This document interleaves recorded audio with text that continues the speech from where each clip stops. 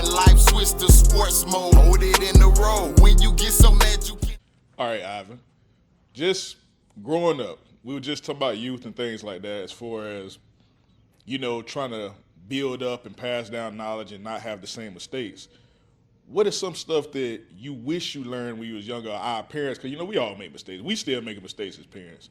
That our parents didn't give us, that probably would have helped us along, now. I'll say credit. That's something that I try to talk to my kids about. Oh, yeah. Right now is credit. How to spend your money. I was late purchasing the house, but I thank God that he led me to end up purchasing the house. It's really just a lot of things I didn't learn when I was growing up. You know what I'm saying? So I messed my credit up when I was young. I went through a couple of cars. I threw away a lot of money. You know what I'm saying? I wasn't taught, really, man, I wasn't taught how to save. I wasn't taught, I knew my parents went to work every day. You know what I'm saying? I knew they had a car. I knew they took care of their kids, but I didn't really know too much about parenting. I had my first kid when I was 21. I didn't know nothing about parents and nothing about how to change. I want to say I didn't know how to change a diaper, but I take that back. I did. I had cousins. I used to help babysit her kids, so I knew how to change a diaper. But when my son started getting up in age, I had to learn how to teach him how to be a man and not let the streets capture him. You know what I'm saying? Because the streets, man, it'll suck you up and spit you out in a minute. And so, my dad was always working, and my dad, he had women. He had women. So a Rolling Stone. So I saw my dad. He was around. He wasn't a bad father, right? But I didn't learn too much from him. I learned how to dress. I learned how to work.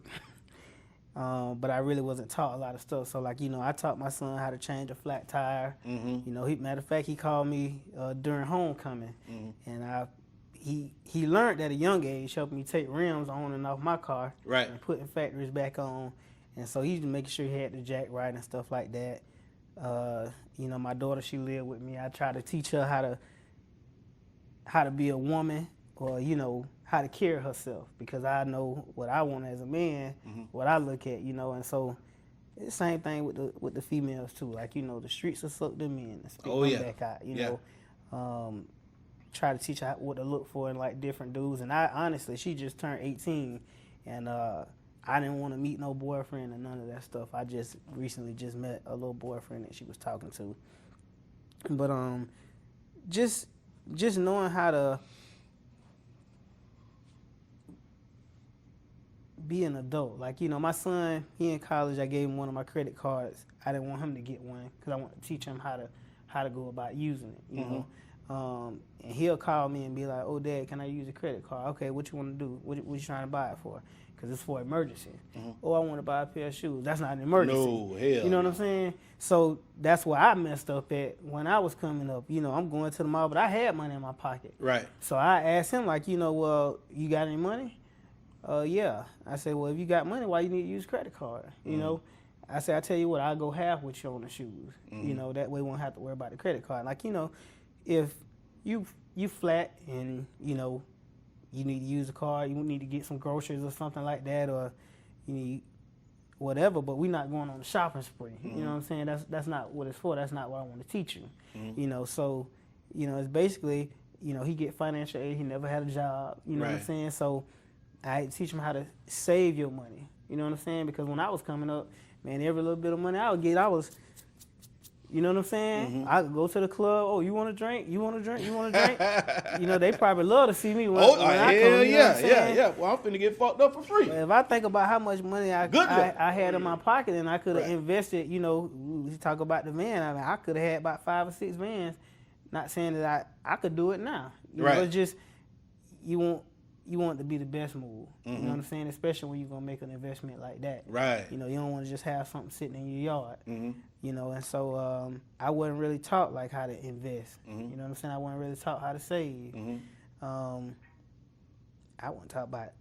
I wasn't really taught about how nothing, man. Really, you know what I'm saying? And so everything that I learned, I had to learn through other people. Like, you know, I didn't know about 401k. I started my 401k, I don't know, maybe like 7 or 8 years after I started working. I didn't know, you know what I'm saying? But, you know, you get around people and people teach you, and, you know, you got to be able to listen. Right. And so, you know, I have people call me now and be asking me questions like, oh, how I do X, Y, and Z, or, you know, and so I tell them, like, you know, and same thing when I started mobile detailing. I had another friend, somebody helped me put my van together. He was doing mobile detailing. He bought the same kind of van. I helped him put his together. And, you know, it's just teaching people how to, like, work together and teach each other things that, you know, you weren't taught because, you know, nowadays everybody want to suck up information like, oh, I don't want to show him nothing. You know, I want to do all this on my own. But nah, when you get it, it's just like money. You can't take it with you when you die. Right. You know what I'm saying? Yeah. So, you know, I'm gonna teach my kids how to invest. You know what I'm saying? Like, if my kids want to do something, you know what? I'm gonna invest. Yeah. I'm gonna be the investor for y'all. Yeah. You know, but you gotta have your head on straight. Yeah. You know what I'm saying? We can't just be throwing money away because I did a lot of that for you. Yeah. You know what I'm saying? So it's my job now to teach because parenting don't never stop. Yeah. You know, and so even with, you know, kids that ain't my kids, you know, I influence them. You know, I talked to a kid the other day. You know, he didn't like what his daddy said. He felt like his daddy wasn't there for him. His daddy was in prison, but, you know, I know for a fact this man took care of his son even while he was in prison. Right. So now, you know, you mad at your dad, you know, when you really shouldn't be mad at him because even when he came home, he took care of you. You know what I'm saying?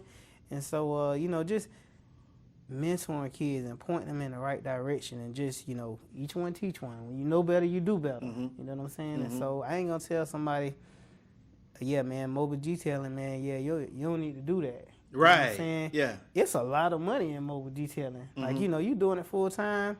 People making over $100,000 a year doing mobile detailing. Yeah. You know what I'm saying? And so it's a lot of knowledge that, you know, we didn't have that we have now. And so, you know, the best thing for us to do is put it out there into the world. Man, amen, brother. Amen. Let me tell you something.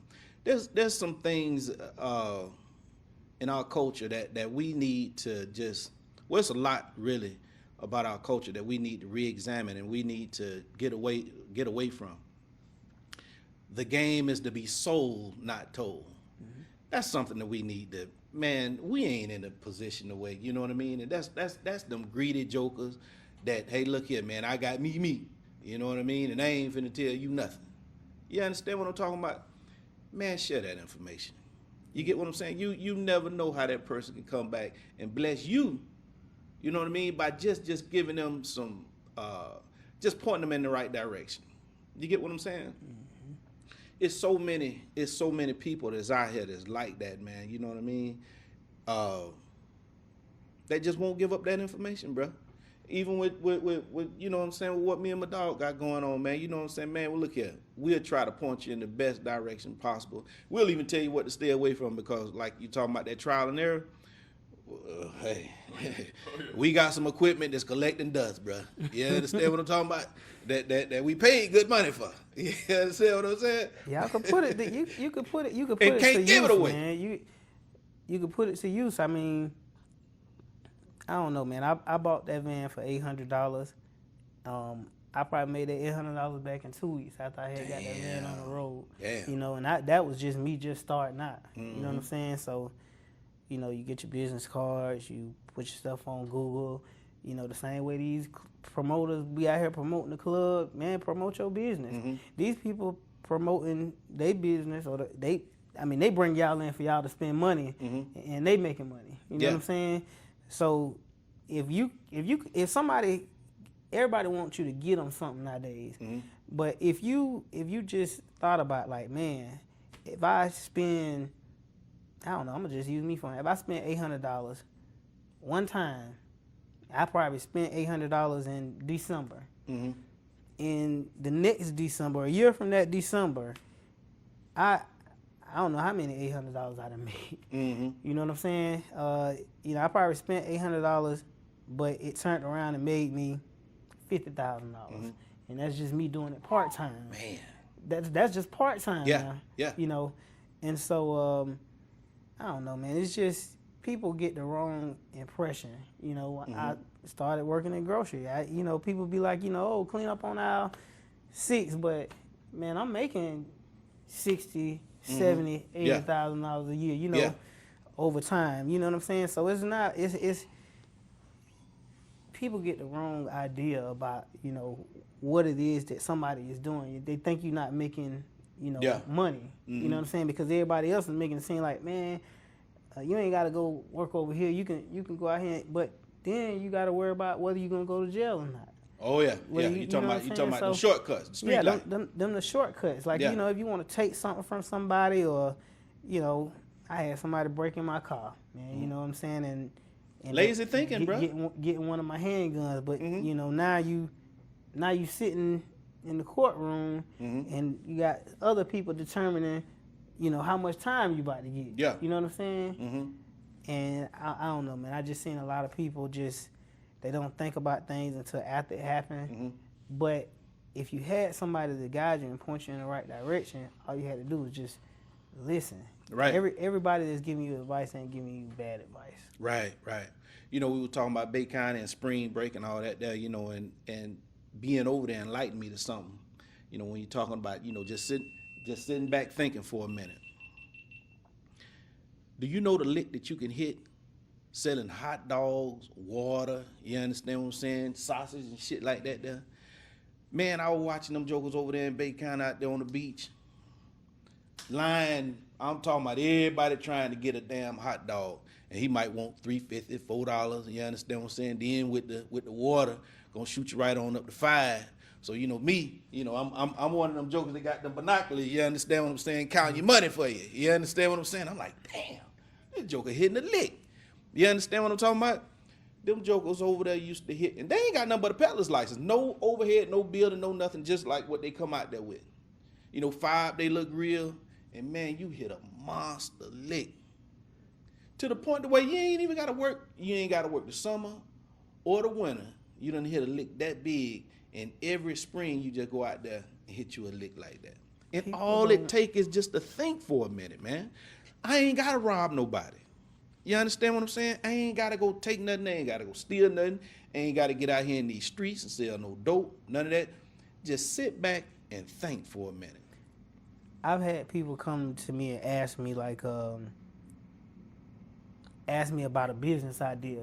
And, you know, I like to inspire people, like, yeah, man, you should do it. Right. And then they'll say something like, oh, well, I don't know because such and such, you know, doing it. And I'm like, you can't worry about what everybody else doing. Amen. You know, you got gas stations across the street from each other. They not worried about that. You got burger places across the street from each other. They not worried about nobody. And then at the same time, I mean, you never know. I mean, y'all could come together. I had my homeboy that helped me put my van together, D-Rob. He called me and was like, man, what you doing? Are you booked? I'm like, I ain't booked, but what you need?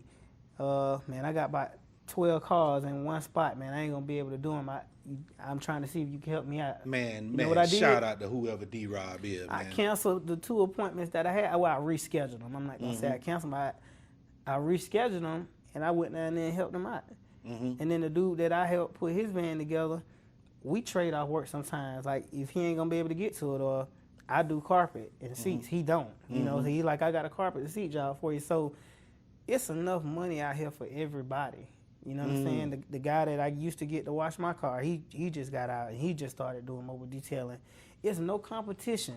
Right. I feel like it's enough money out here for everybody. It is. You know, we don't have to beat each other up. We can come together. We can can do a little summertime finna be coming. Man, we can all get together and say, hey, man, you know what we're going to do? We're going to buy school supplies for these kids. But we're going to take the money that we make. We can do a fundraiser. We can do whatever. You know, we just putting that back out there in the community. But when people see you coming together and you working together like that, they know, like, man, we strong. Them some strong brothers right there. Right. You know what I'm saying? Right. They not in competition. You know, they not making it all about themselves and this, that, and the third, man, because I be quick to tell people I can't make all the money. Right. You know what I'm saying? Yeah. I don't want to make it all. Yeah, yeah. If I made it all, I mean somebody coming to get me. I ain't lying. Yeah. So you know, I don't know, man. It's just it's so much money out here. You got to teach people how to go out there and get it. Mm-hmm. You know what I'm saying? And if you see somebody else doing something, that don't mean that you can't do it. Mm-hmm. It don't mean that you got to try to do it better. Mm-hmm. You know, everybody got to learn. Everybody got to start from somewhere. I was on social media the other day. I seen this lady saying, you know, it don't take $10,000 to have a setup in your van. You can, you know, you ain't got to spend all that money. Because I definitely got a nice setup in my van. I definitely didn't invest $10,000. Right. You know, I probably spent all together, you know, maybe $1,500, $2,000 putting my van together. It's And just hitting licks. And just hitting licks, man. I didn't do all do that one time. Mm-hmm. Some of my stuff was just slammed in there one time. Right. You know what I'm saying? It was organized at the end of the day. Mm-hmm. But you know, I found a way to make it easier for me to work. You know what I'm saying? And I don't know, man. I want everybody to be successful, man. Yeah. Everybody. And if I could tell somebody, you know, one thing, I would tell them it's enough money out here for everybody. If you think about it, if you dream it, man, you gotta go out there and chase it.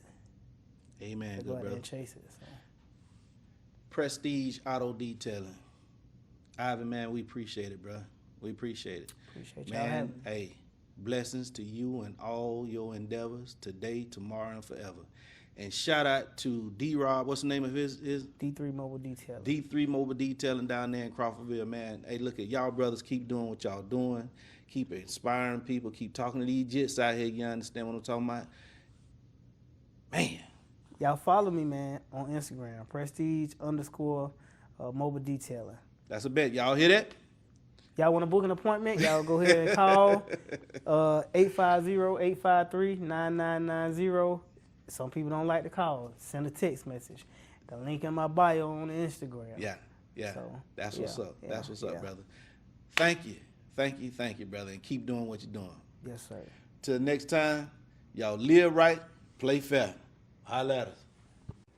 Hey, my name is Ivan. I'm owner of Prestige Auto and Mobile Detailing, located right here in Tallahassee, Florida. We service Tallahassee and some of the other surrounding areas.